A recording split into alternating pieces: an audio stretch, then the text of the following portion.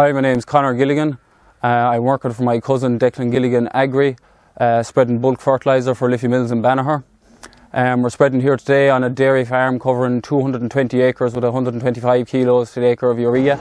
We're spreading with the Axion 830 class C-matic Vario with auto steer. We have a Breedol K135 spreader with a 13.5 tonne capacity of compound and a 10 tonne capacity between 10 and 11 of urea. We're spreading here today on good conditions considering the weather in the last couple of weeks.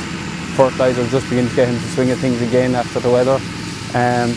We're hoping to bring full loads, long distances with this spreader now compared to our K85 that was bringing a max of 9.5 to 10 tonne of compound and 7 to 7.5 tonne of urea. She has dynamic weight cells, which means she's calibrating while you're spreading. She adjusts the target rate while she's spreading because she's reading the weight of the fertiliser leaving it, along with calculating the flow rate. The machine itself is on a steering axle to help it get in and out places. She will go anywhere where the single axle will go. She is travelling ground better than the single axle. She's less compaction on the ground, which is also a help. When we got it, we decided when we were going long journeys that for fewer farmers we're going to go with the likes of 0730 across silage ground and then go back again with nitrogen on top of it. We decided we'd put a split hopper in the middle of it with a false floor, which means we can carry two different fertilisers in the one go. We'd be expecting somewhere around 6 3/4 tonnes in each compartment. This was a massive saving because even last year alone I travelled massive distance with two loads when I could have brought it all in the one. So it's massive on time saving. Our class 830 it's a big upgrade on spreader wise, because usually we'd be operating with the likes of a 650 or a T7 210 horsepower, so she's putting out about 235 horsepower with 150 litres of oil flow, which is important because it was needed 130 litres to drive the spreader alone, and you'd want the remaining 20 at least for steering.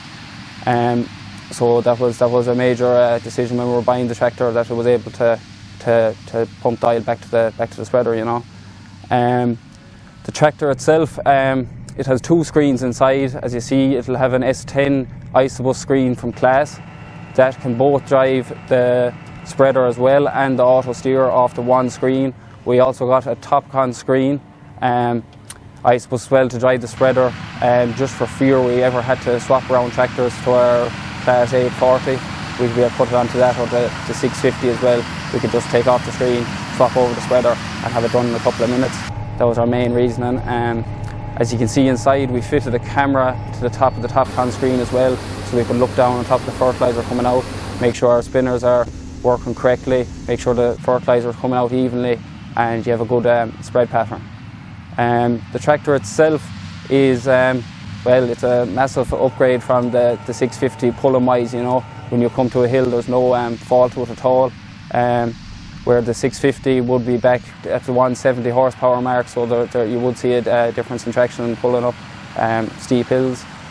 Fuel wise, the Vario is going to be easier on fuel. You're going to probably save yourself 2 litres an hour fuel wise. Power wise, it is better by far on the Vario, and comfort wise there's no real comparison. Really and truly, it's only a matter of time before the farmers realise that the efficiency and accuracy out of these spreaders is the way of the future, and I see it in only a matter of time. They'll be going down this route of spreading, and they'll be going down the route of variable rate spreading as well.